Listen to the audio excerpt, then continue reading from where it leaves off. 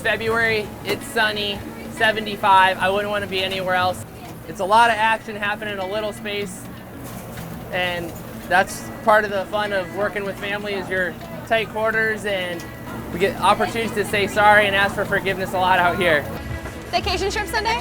Cheese, sour cream, and bacon is okay for you? Perfect. Anything else for you today? The start of these Savory Sundays is the French fry, and to make a good French fry, you got to get great potatoes. So we bring in potatoes that are coming all the way out of California, just for the people here.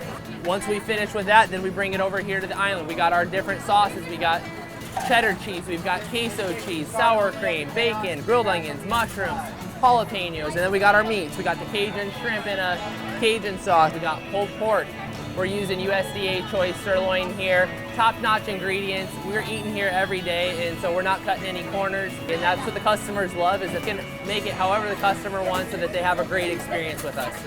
So our homemade donuts, I wake up every morning, we make the homemade donuts, and then we slice them in half, put a little bit of butter on them, put it on the toaster so it gets a nice golden brown outside, as you can see here. We can get that nice golden outside.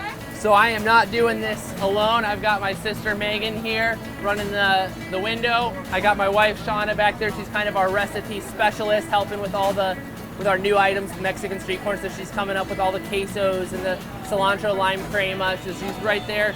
So a big family affair out here. Alrighty, here we are. First stop. First stop. Every time. Every time. All right, 57 donut burger.